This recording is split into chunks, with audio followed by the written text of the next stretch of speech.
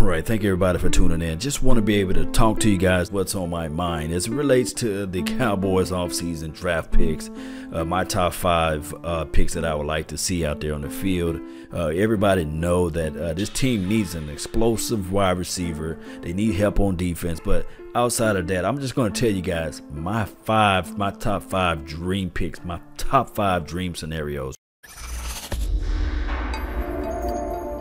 And with the 19th pick, the Dallas Cowboys pick up Vita Vea.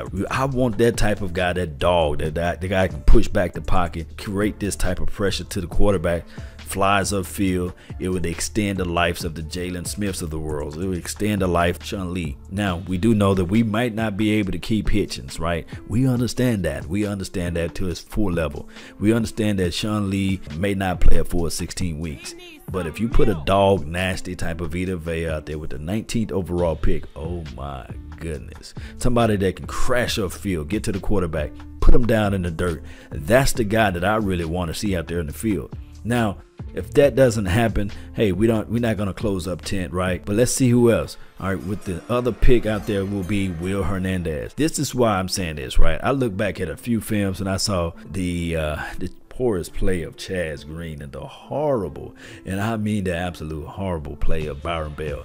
Jonathan Cooper played pretty well, but it was just one of those things where can you really, with all your mind, heart, and soul, can you really trust Jonathan Cooper? I don't think so. So with that being said, give me Will Hernandez, and I'll figure out the rest with the 2nd and 3rd round picks and all those plethora of compensatory picks that we have out there.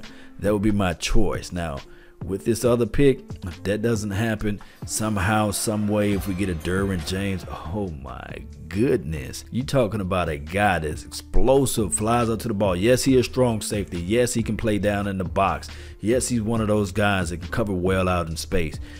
Is he a needed? Do we need the Jazz out there? That's what I want. I want the Jazz, the spontaneity, the type of cockiness that you will have in your secondary. And I think Chris Richards or Richards, however you say his name, I think that he will be able to elevate this guy, put him in the stratospheres, whereas we can only imagine, right? Because we understand how our safety played. We got Jeff Heath. You guys know I'm a big fan of Jeff Heath, but it's one of those things where I'm sitting here saying you do not pass up on a gem like a Derwin James. If that doesn't happen, then I will lean more towards a D-Ron Payne.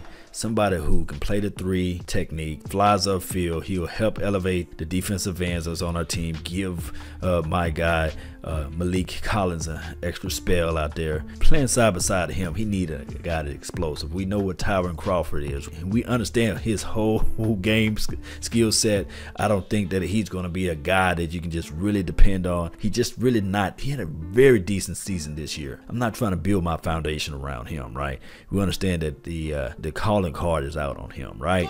So we get this guy. We have a more seasoned Taco. We have a more explosive David Irvin. Maybe we can sign him up, put a tender on him, and then you can also go out and sign D-Law, keep him safe with the team, and maybe, and I'm saying maybe, we can rely a little bit if he get reinstated with the Randy Gregory's of the world, right? Hopefully he can stay on the team. Maybe he can figure out a way to stop and stay off the weed. Maybe that's the scenario right there, right?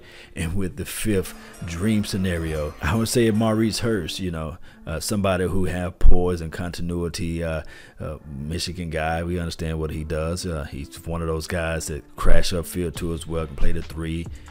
Just pretty much I have him and D-Ron Payne, if not, if you say his name, D-Ron Payne is the same guy basically, but he's a little bit smaller in frame. Well, they probably be in the same wheelhouse, but we'll see though. But that would be my least of choice with the 19th overall pick. You guys give me your top 5 dream scenarios. Let me know who you guys would like to see. No explosive wide receiver right now, right? Honorable mention, right? If it was the 6th dream scenario, maybe it'll be a Calvin Ridley. He's a crispy route runner, reminds me of a Marvin Harris, Harrison for the Colts, remind me of a Reggie Wayne type of guy, right? He's one of those guys that he's not a prima donna type of receiver, but we never know once money gets into a player's hand. We never know who they become. But looking back at his film and tape, I don't think he's prima donna. I think he's more of a, you call the play, I go out and run it. He's not the best blocker in the world, but he's one of those guys, he's reliable, So you wouldn't get very upset if you pick him with the 19th overall pick. But this draft is loaded, lock and loaded with wide receivers that you probably can go out and find in the draft and have a very good time with that. But that's all I have for today. Don't forget to like and subscribe to the channel, rub the notification button, become part of the notification squad so you guys can get first dibs at watching the videos that I post. That's been my time, guys. I really thank you guys for yours.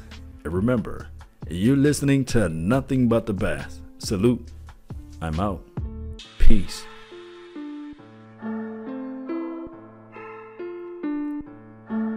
See you, man. I see you, man. Appreciate you. Appreciate you guys for liking the show, man. Appreciate you guys. You guys are the reason why I'm doing this thing. You right there. You right there. You right there. Hey, lady. You right there too as well. That's why I'm doing this show, baby.